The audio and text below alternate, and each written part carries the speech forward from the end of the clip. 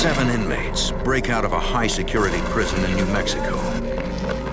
State and local police call in the FBI. They begin a desperate search to find these dangerous men. The escapees, all violent criminals, threaten the public and terrify the community. Investigators must capture these men before they rob, rape, and kill again.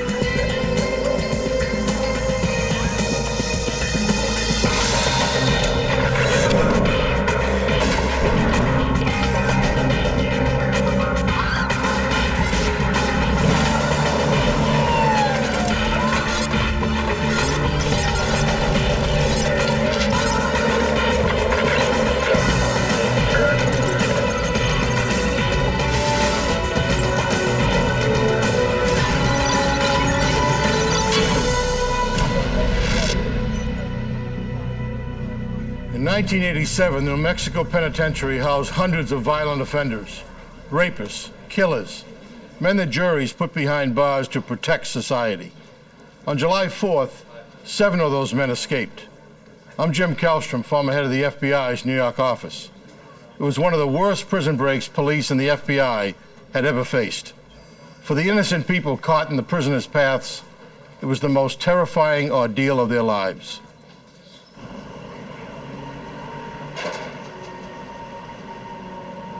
The North Unit at the Penitentiary of New Mexico outside Santa Fe is a level 6 facility.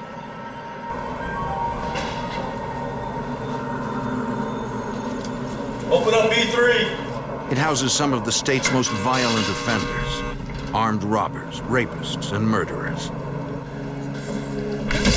Convicted killer William Gilbert is the assigned janitor for his cell block.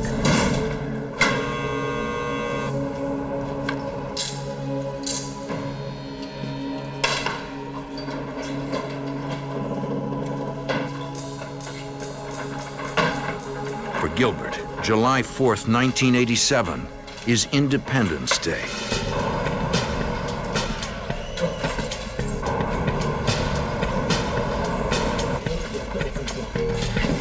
Nothing stupid. Tell me your name and you get Wilson to open the door. He forces his way into the control room. Get down! Don't do it! Come on, move it! Get over here! Gilbert releases 6 other inmates.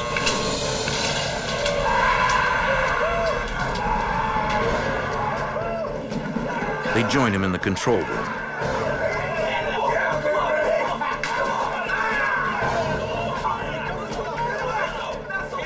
The inmates climb a ladder to an emergency hatch that leads to the roof.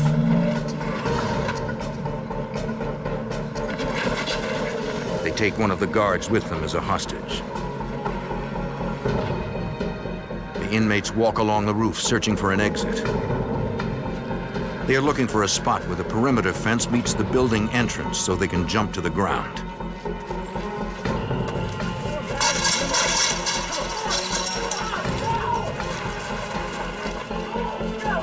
Once they get down, they handcuff the guard to a fence and disappear into the night.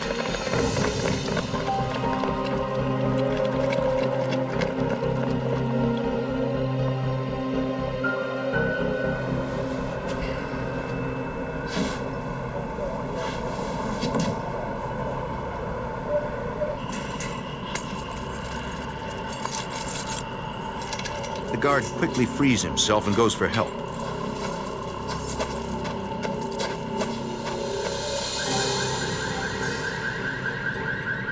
Prison officials are stunned when they realize several dangerous inmates are now on the outside. Somehow, Gilbert got a gun inside the prison. He managed to get past the unit's security in less than 2 minutes. Because of budget cuts, there was no guard in the tower overlooking the roof area where the men escaped. Also, the security sensors on the roof were not functioning. The prison officials have no idea if the inmates were aware of this or if they just got lucky. The prison goes into lockdown.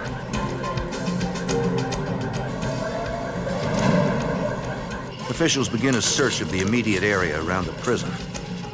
The escapees only have a 15-minute lead. The warden calls the New Mexico State Police. They want the roads sealed off and every officer on the lookout for the escaped convicts. Not certain how many escaped, guards conduct an emergency head count. They find 7 inmates are missing from the North Facility, home to the prison's most dangerous inmates.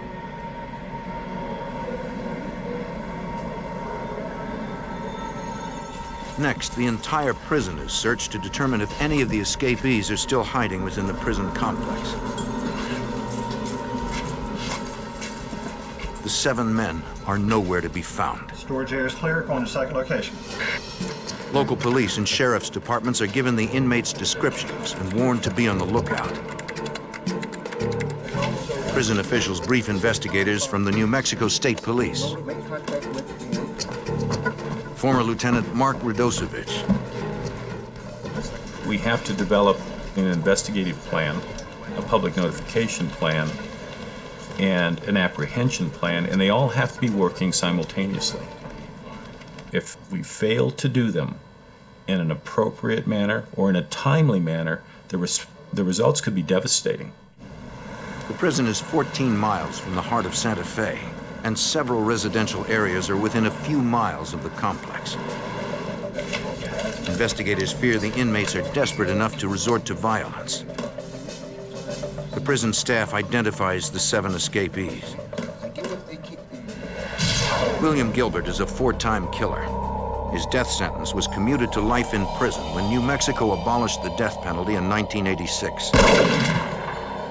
James Kinslow is a serial rapist and killer. At the age of 22, he was sentenced to 3 life terms. David Gallegos is serving a sentence for armed robbery. Robert Davis is a former police officer turned armed robber. John Schmidt, Hector Torres, and Michael Romero are all violent criminals serving lengthy sentences.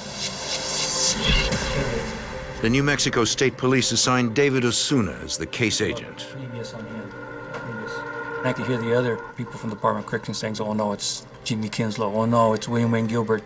David Gallegos, probably the most notorious and dangerous individuals at the Penitentiary of New Mexico. Deputy Warden Keith Norwood. They're serving life sentences. What do they have to lose if they are outside the perimeter fence and within the community? They had nothing to lose.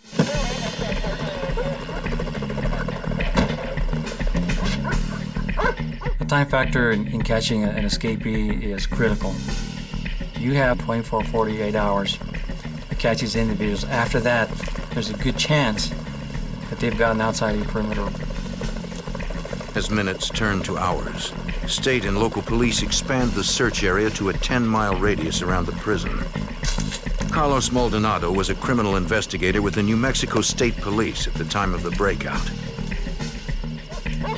We went into each cell and brought out clothing from each of the escapees, and we sent them with the dog handler. And they would go out in the perimeter of the facility and start seeing if they could pick up a trail. The immediate need was to apprehend and recapture these individuals before they used any sort of violence against our citizens. The stress level for us in the law enforcement arena was considerable. This was one of the most intensive searches that I've ever participated in. We had individuals on 3-wheelers running around. We had people on horseback. I mean, if there was a way to search for these inmates, we'd look for it. The state police had a chopper flying around, and it had a flare with it. FLIR, forward-looking infrared, is a special camera mounted underneath the helicopter. With that flare, they were able to locate body heat off of the ground. Police helicopters coordinate with search teams on the ground. We could provide immediate response to any potential sightings. In the absence of sightings, we identified areas where we thought individuals could be hiding out, conducted searches. We'd move tactical teams into those areas to conduct foot searches. We had different teams starting a house-to-house search in the near areas of the penitentiary. And then there were other teams that were following up on the leads, people that were calling in, the suspicious people, and what have you. Near the prison complex, canine units pick up the escapees' trail. They were able to maintain a scent trail until they crossed Interstate 25, and then they lost it. At the edge of the interstate, the trail stops cold. For law enforcement, it's an ominous sign. If they got a gun into the facility, then more than likely they planned on a vehicle. To escape on foot here in New Mexico, it's kind of difficult because there's not a lot of water, there's a lot of cactus, there's snakes, there's just all kinds of stuff that run around here at night. The Corrections Department, New Mexico State Police, the Sheriff's Department had a series of predetermined roadblock locations that in the event of an escape or an emergency would be manned in a certain order. Law enforcement expands the search area and calls in officers from all over New Mexico to man the vast network of roadblocks. Not only do we have the state police, but the Santa Fe City Police Department, Santa Fe County Sheriff's Department, we have different tribal officers here. We have Tusuque, Pojoaque, San Ildefonso, Santa Clara, Santo Domingo. I mean, these all encompass Santa Fe County. And then I believe that we also pulled in officers that were currently in class at the New Mexico Law Enforcement Academy. We basically had an inner perimeter roadblocks and then an outer perimeter roadblocks, just in the event that they somehow got past the first group. For law enforcement, the pressure is building. If these escaped killers are hiding out in the residential areas around the prison, no one is safe. In Santa Fe, New Mexico, 7 men convicted of robbery, rape, and murder break out of a maximum security prison. Investigators suspect the mastermind is William Gilbert, a 4-time murderer. 7 months before the escape, Gilbert had his death sentence commuted by the governor. When an inmate escapes, they're looking to get out and never come back. Former New Mexico State Police investigator David Osuna. They may do just about anything to keep from being apprehended again, and that includes the possibility of murder. Authorities need to make the public aware of the danger. I've never heard of a correctional officer being shot, and it was just my opinion that they'll shoot anybody to get away. The governor authorizes the use of the National Guard in the fugitive hunt and gives a shoot-to-kill order to police searching for the 7 men. Investigators know that the physical search for the escapees is only part of their task. They need intelligence. Authorities pore over the fugitives' records. We're going to look at the segregation logs. We're going to see how many phone calls they've made. We're going to see who they've been associated themselves with. Lieutenant Mark Radosevich. The institutions keep volumes of records. Anyone on a visiting list, anyone that's come into the institution, when individuals were moved from cells, where they went during the day, can all be located in one form or fashion. It takes time, but you can find those records. Right now, it seems the escaped inmates have every advantage. These people have time on their side in terms of planning and strategizing and putting these things together. Carlos Maldonado was a criminal investigator with the New Mexico State Police. But as we know, the best conceivable plans always have something going wrong. So we were hoping for that human element to present itself. Investigators believe at least one other person must have helped the inmates escape. The weapon that the inmate had, how did it get into the facility to begin with? Could there have been another accomplice that maybe was employed through the correctional facility? We didn't know, but we knew that the weapon gained or entered into the facility somehow. They also suspect someone close to the inmates must be helping them now, possibly family or friends. They're going to need to change their clothes. They're going to need food. They're going to need transportation. They're going to need a means to communicate. We have to know early on, if these inmates are going to contact somebody, who would it be? It doesn't take any sort of sophisticated analysis or evaluation to know that it's probably going to be family members that are going to step out on the limb and risk their own freedom to try to help out a loved one. That's kind of the common denominator, and one that we're going to look at immediately. Investigators compile extensive lists of people associated with the escapees. We wanted to know exactly who was visiting with who, and to find out if maybe if it's another inmate that they showed particular interest in, maybe they're family members. So we tried to expand that net as much as we could without depleting resources to the point where you reach the point of diminishing return. It's a huge undertaking. So we have interviews. The FBI joins the search. Former special agent in charge of the Albuquerque FBI office, William Brannon. What we can do is any out-of-state leads that are developed as a result of this investigation, no matter where they are in the country, we can have an FBI agent on scene within an hour or two to conduct the interview or to gather the information.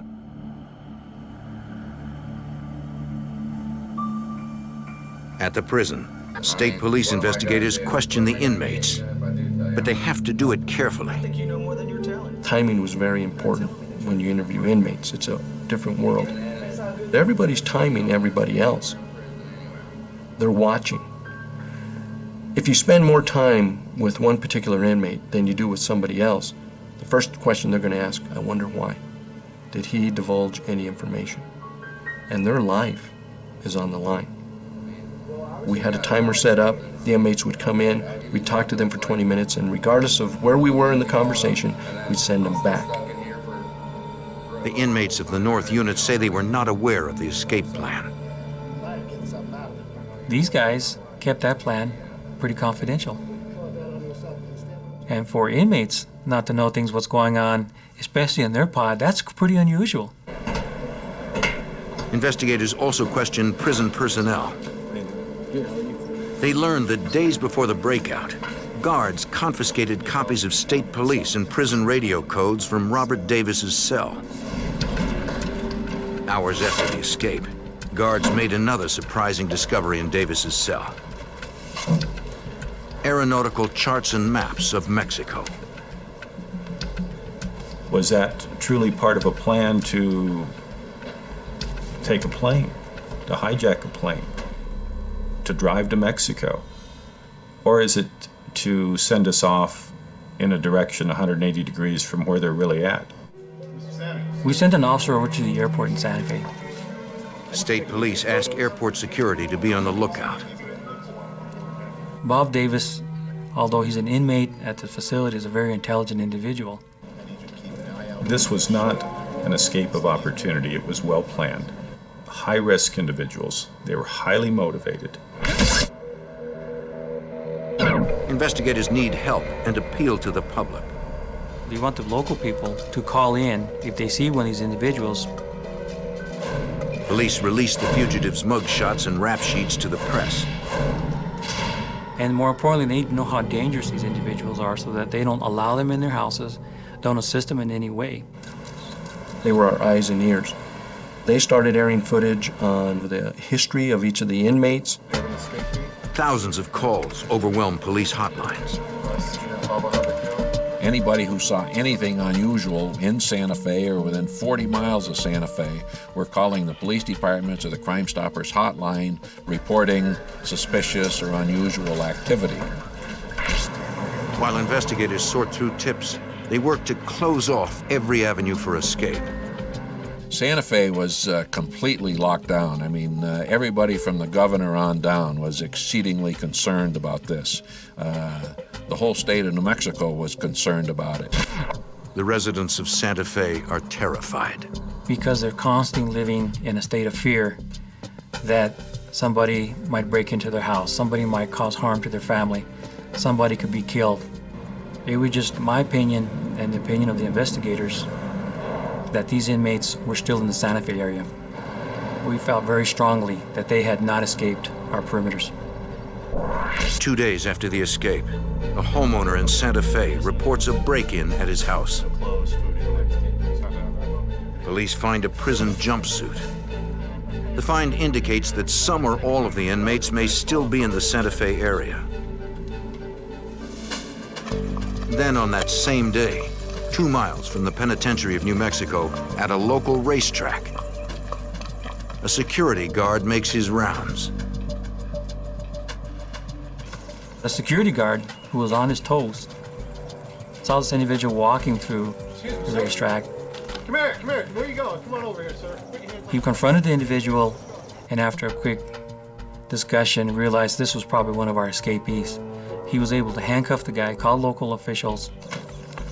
New Mexico State Police identify the trespasser as Hector Torres, one of the 7 escaped inmates. With one captured, there's always the possibility that the other ones are close by. 1 inmate has been found. Authorities dispatch a SWAT team to the racetrack to search for the other 6 convicts. If the other men are hiding at the track, police have them cornered.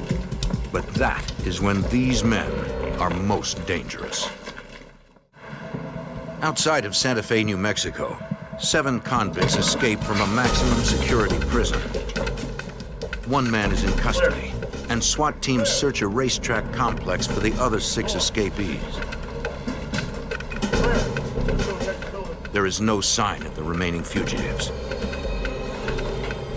Investigators' only lead to their whereabouts is Hector Torres, the man they captured. Where are the rest of the guys? Carlos Maldonado was a criminal investigator with the New Mexico State Police. When we interviewed him, he said he walked for hours. Didn't know where he was going. Just continued walking and walking and walking. And he said before I knew it, and he was so fatigued, he was tired, he wound up back at the penitentiary. Torres claims he knew nothing about the escape before Gilbert opened his cell. There was no plan. He just knew that he was free for the moment and took advantage of that. According to Torres, 4 inmates stuck together: Gilbert, Davis, Kinslow, and Gallegos. But the rest pretty much just scattered in different directions. Investigators suspect these 4 prisoners planned the escape. Gilbert only released Torres, Romero, and Schmidt to distract law enforcement. Former FBI Special Agent in charge, William Brannon. It was a pretty good thing to do as far as the ringleaders were concerned, because they would put these people loose and out there, and who didn't have a plan, who didn't know where they were going to go. This would certainly occupy law enforcement in running these individuals down. 3 days after the escape, police believe 6 of the inmates are still somewhere near the Santa Fe area. Armed robber Michael Romero and violent offender John Schmidt. 4-time murderer William Gilbert. Armed robber and former cop Robert Davis. Serial rapist James Kinslow. And robber David Gallegos. The men pose an incredible threat to the citizens in the area. There was no doubt in law enforcement mind that there were going to be home invasions, and that these people, they had to seek food, they had to seek shelter, and they had to seek transportation to get out of the area. On July 7th, authorities' worst fears are realized. In a suburb of Santa Fe, a teenager babysits her young cousin.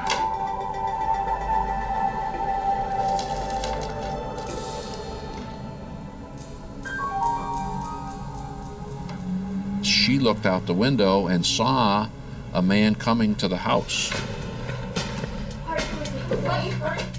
She was so paranoid, as everybody was in Santa Fe. She was able to call the police to say that somebody suspicious was approaching. One of those guys who's trying to break in. Oh no, he's trying to break into the window. Oh no, he's at the door. He's at the door. Please come, hurry. Put the phone down! Put the phone down! What do you want? I need something to eat. I need some food. I need some food. Come on. Incredibly, the intruder only steals a bag of bread, then flees. Police arrive quickly. Investigators ask the teenager if she can identify her attacker. Former New Mexico State Police investigator David Osuna. This young lady identified David Gallegos as one of the escapees who broke into her house. SWAT teams converge on the area. Law enforcement officers searched every home within a mile radius during that time looking for the escapees.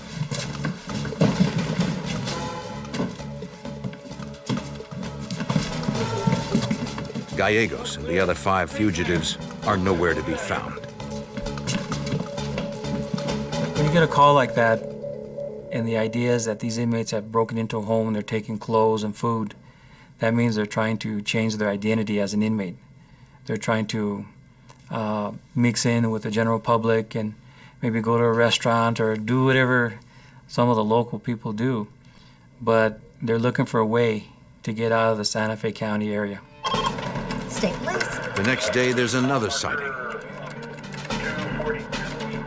85 miles south of Santa Fe, a highway patrol officer sees something strange on the back of a flatbed truck. When he pulls the truck over, You, let me see your hands. a man is hiding on the back. Slowly down, slowly. On down. Hands up. You're on the ground. Get your hands out in front of you.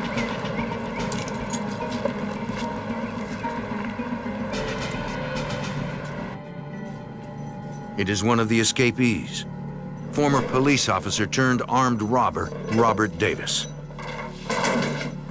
All right, tell me about New Mexico State Police questions Davis. What are you gonna do for me? The interview with Bob Davis was instrumental in breaking this case wide open. What Bob was able to tell us is how this plan developed from the initial stages all the way to the escape, and where probably the other 3 important escapees were currently at. According to Davis, Gilbert, Kinslow, and Gallegos are hiding out together. As police suspected, a relative of David Gallegos is helping them.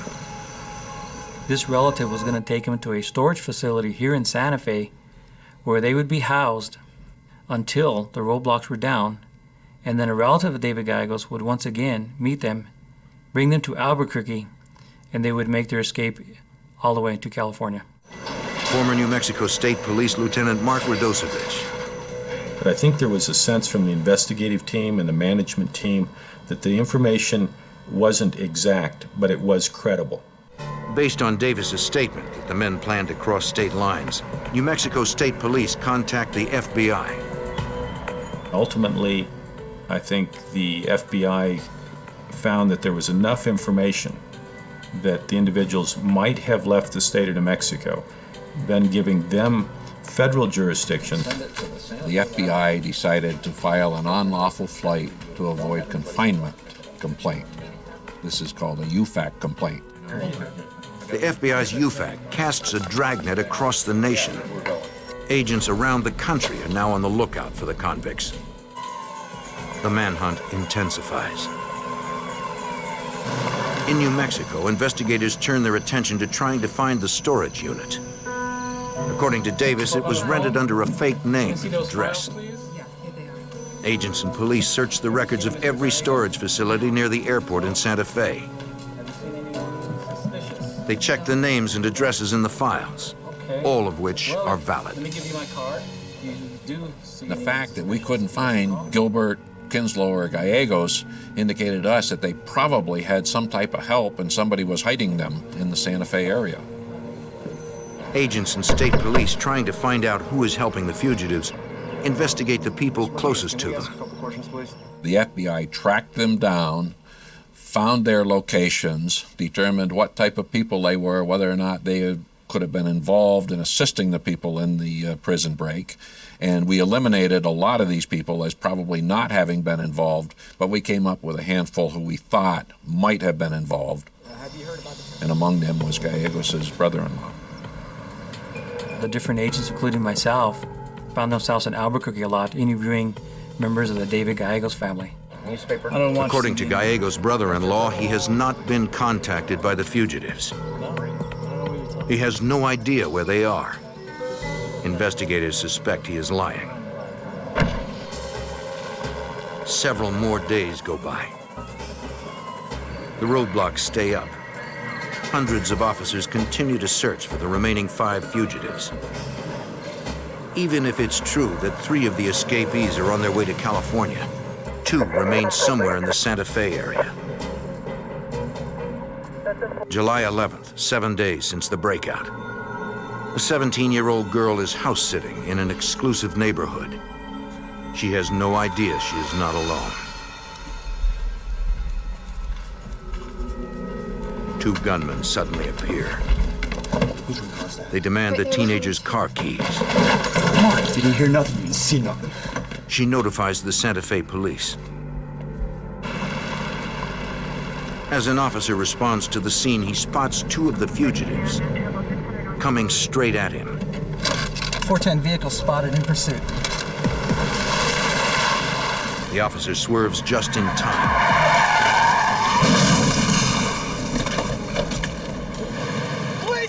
The fugitives aren't so lucky. You would think that both of them would get hurt and injured because it was a good crash. It wasn't just like a little fender bender. Michael Romero is captured, but Schmidt is able to run from the scene.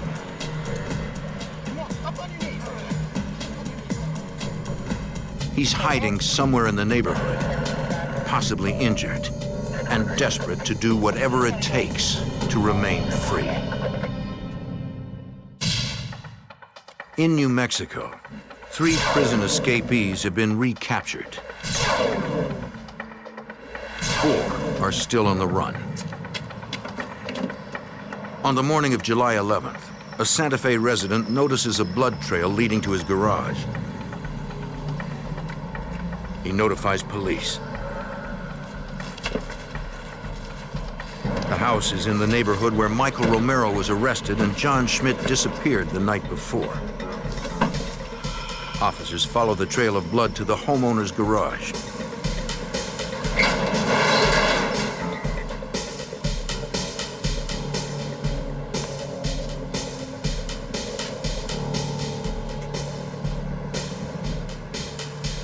Put your hands where I can see them. There, they find John Schmidt.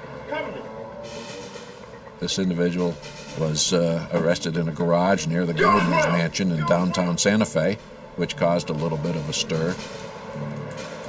Former FBI Special Agent in Charge William Brannon. After the first 4 individuals had been apprehended, the only people on the loose were Gilbert, Kinslow, and Gallegos. They are the 3 most dangerous escapees. 4-time murderer William Gilbert, serial rapist James Kinslow, and robber David Gallegos. But nearly 3 weeks after the escape, the investigators are running out of time and money. Not only had the main players not been caught, but now we were looking at a great expense in keeping these roadblocks up and using the manpower that were available. So finally, a command decision was made: pull the roadblocks. David Osuna of the New Mexico State Police questions Robert Davis again. Davis sticks to his story. He was insistent that they're here in Santa Fe and that they're at a storage shed. You know, and honestly, I believed him. Agents and police continue following the only lead they have. So please step behind the vehicle. They take another look at all the storage facilities in the Santa Fe area. We finally end up at this one storage facility off of Airport Road. All right, ready? Let's go. Now. Nothing. At this facility, investigators find that several people occupied one of the units for an extended period of time. Nothing. I didn't see anything. Investigators find a tiny hole drilled through the concrete wall of the storage unit. And they could actually see, although it was a very small hole, traffic going by, people going by and talking, what have you. Lieutenant Mark Radosevich. The agents did check that particular location repeatedly, went through the records, but there were some cards that had been inadvertently stored in another file cabinet that were not provided to the agents on any of their visits. Again, we were that close. The discovery of the storage unit confirms the agent's suspicions that the fugitives are receiving outside help. We felt that someone had to have contact with that group. Investigators surveil the remaining fugitives' family members. Former New Mexico State Police criminal investigator Carlos Maldonado. We use a technique where it's not aggressive, but it's obvious surveillance. Where they look out the window, they know that you're parked out there. 37, go ahead. Yeah, he's on the move right now. And it's to raise the stress level so that hopefully mistakes are made. Agents set up PIN registers, a device that enables them to track the numbers of all incoming and outgoing calls on the phone lines of a select number of the fugitive's associates and family members. We had a PIN register installed on a particular individual, and on the 21st day, that individual received a call from a motel in Albuquerque, New Mexico. We sent an FBI agent and a state police agent to that motel. FBI agent. They show the desk clerk photos of the remaining fugitives. You have seen them before? Yeah, I have seen. The desk clerk recognizes the three men. She says they checked out of the hotel a few minutes ago. Did you notice what type of car they were on? Police and FBI agents search the area. There is no sign of the fugitives. We recognized that William Wayne Gilbert and Jimmy Kinslow and David Gales had probably left the state. We didn't get any more tips, no phone calls, no nothing. Investigators believe California is a likely destination. They know Gallegos has relatives there. And recaptured escapee Robert Davis mentioned California. Authorities contact police agencies and FBI offices in California to be on the lookout for the three men. They believe the three fugitives are traveling together. Authorities most fear Jimmy Kinslow. They just knew or felt or believed that because of his background, being a stone-cold killer and rapist, that he was going to do that again. The FBI's fears are justified. In Arizona, Kinslow has already identified a victim. 7 inmates make a daring escape from prison.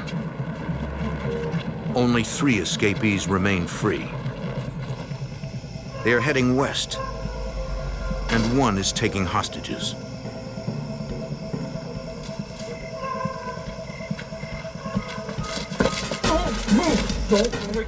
Convicted murderer and rapist Jimmy Kinslow forces his way into an Arizona home. Don't move! You move, I'll kill you right now! He demands to know if there are any guns inside. Don't move! Former FBI Special Agent in Charge, William Brannon. He obtained several handguns, a shotgun, and I believe 4 rifles. So now he's very highly armed. He forces the entire family into the car.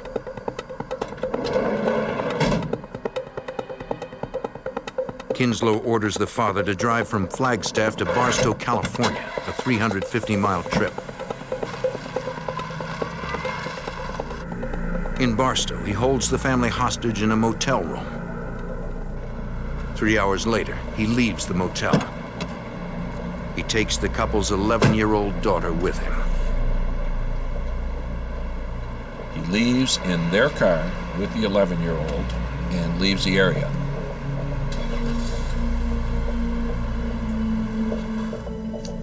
The mother and father are able to free themselves from their being tied up. Go get the police, quick.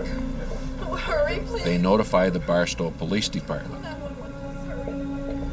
Barstow police immediately contact the FBI. He's got my little girl. The FBI responded to the area and began looking for the car that Kinslow was using. Former Special Agent in Charge of the Los Angeles FBI office, Bucky Cox. The fact that Kinslow now was on the loose with an 11-year-old girl notches this up considerably. There is no type of case in law enforcement that gets law enforcement's attention more than the possible harm to a child. Agents and police searched the streets looking for the abducted family's van. 2 hours later, they get an incredible break. The 11-year-old girl approaches a police car in Garden Grove, California, 115 miles from Barstow. All right, hold on a second. Step She back. tells the police officer she was abducted in Flagstaff, Arizona by an escaped convict along with the rest of her family. What's happening? The kidnapper drove her around for several hours before dropping her off behind a restaurant. And says to her, "You stay here. I'm going to come back. If you're gone, I'll find you." Well, as soon as he left, she disobeyed that order and walked out to the street and flagged down a patrol car. She gives police an accurate description of Jimmy Kinslow. According to the girl, the kidnapper is still driving her father's car. She tells them she overheard him making plans to meet friends at a trailer park somewhere nearby. Garden Grove police spread out and search the area looking for the abducted family's car. They quickly spot it.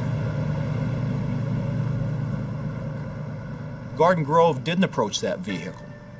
They backed off of it to establish the surveillance to see if they could catch someone coming to that vehicle. They backed off in such a manner as not to tip anybody off that they were in the area and had any interest in that vehicle. An FBI SWAT team sets up a forward command post in a strip mall 2 blocks from the trailer park. We didn't want to be in a position where we could be observed by anyone who might be going to that vehicle or have anything to do with that vehicle. Garden Grove detectives maintain surveillance on the van. All of a sudden, an excited voice came across the radio. The lights are on in the van, and it's fired up. I mean, somebody had started the van, turned the lights on, and seconds later, the van is moving. It's rolling. Vehicle's about to move. It's backing up.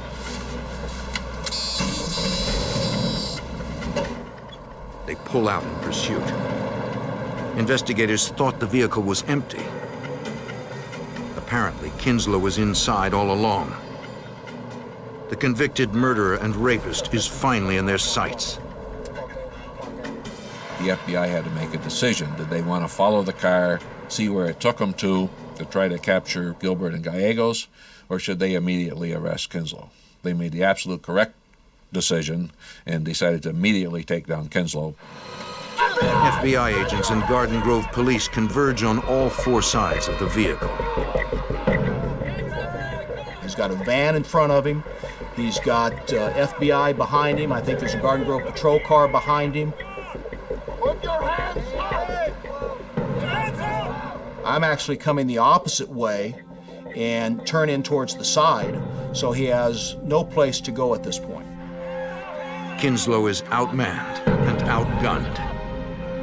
But police fear this ruthless murderer will not go down without a fight. In Garden Grove, California, agents and police have dangerous fugitive Jimmy Kinslow cornered. Investigators fear they are in for a fight. Let me see your head! Jimmy Kinslow finally gives up. Get out! All right, down! Let's go! Get out! You have the right to remain silent. Anything you say can and will be used against you in a court of law. You have the right to have an attorney. You can't afford one. One will be appointed to you.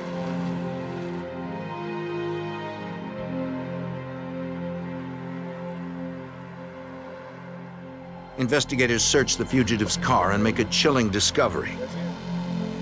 Former special agent in charge of the Los Angeles FBI office, Bucky Cox. We looked down, and there was a .357 Magnum pistol, revolver, that was laying on the floorboard on the driver's side. Investigators find additional weapons in the back of the vehicle. Kinslow is interrogated at the Garden Grove police station. Agents need to know where the remaining 2 fugitives are. Okay, the more you help us, The police turn up the pressure. Although Kinslow has nothing to lose, he starts to talk. The fire station motel. Former FBI Special Agent in Charge, William Brannon. There's no honor among these guys. Kinslow's told us where Gilbert and Gallegos were. According to Kinslow, the last two fugitives are staying at a motel in Garden Grove, California. He doesn't know the room number, but he can describe the room's location. Kinslow agrees to draw a sketch of the motel and of the room. And then he also tells us that another family member is there that had helped Gallegos and Gilbert and actually brought them to the motel. Gilbert and Gallegos are on the second floor. The family member is in the room directly beneath them.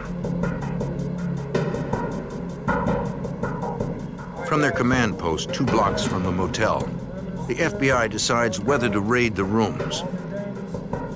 The fugitives are armed, they have nothing to lose, and the motel is full of innocent people. That's a sketch that I drew based on information the suspect. We could get, in law enforcement terms, burned. They'll spot us, and now we've got really a dangerous situation on our hands. Conversely, if we hit the wrong room, then it's going to wake up the whole neighborhood, and we've got a dangerous situation on our hands. So we weighed the options. It's a risky operation, but losing the fugitives is even riskier. The FBI decides to raid the motel rooms. All straight, ready to go. So here we had 2 separate rooms, one where the remaining 2 escapees from New Mexico are located, and the other one where the people who assisted or facilitated the escape are staying. Ready to go?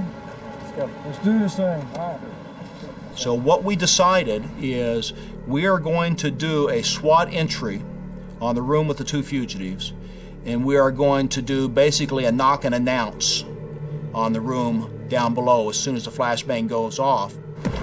At 6:30 a.m., an FBI SWAT team forcibly enters room 243 at the motel.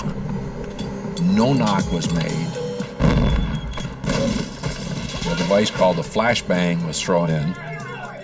It immediately disorients whoever is in the room.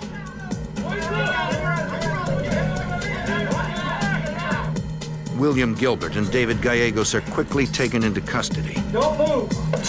Inside the motel room, agents find 2 sawed-off shotguns and a revolver, along with a large quantity of ammunition. I think once these 3 individuals got to the motel, they probably figured that they had pulled it off and that they were going to get off scot-free. But not so, because technology and law enforcement caught up with them. All 7 fugitives are finally back in custody.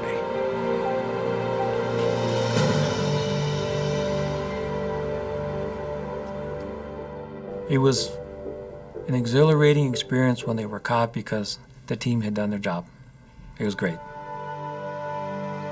On July 31st, 27 days after the escape, the last of the fugitives are returned to the penitentiary of New Mexico. Their breakout had been months in planning. To this day, no one knows how Gilbert got a gun inside the prison.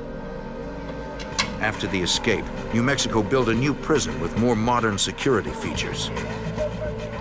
Thanks to the hard work of the New Mexico law enforcement agencies and the FBI, Michael Romero, Robert Davis, John Schmidt, and Hector Torres face additional charges. William Gilbert, Jimmy Kinslow, and David Gallegos will spend the rest of their lives in prison.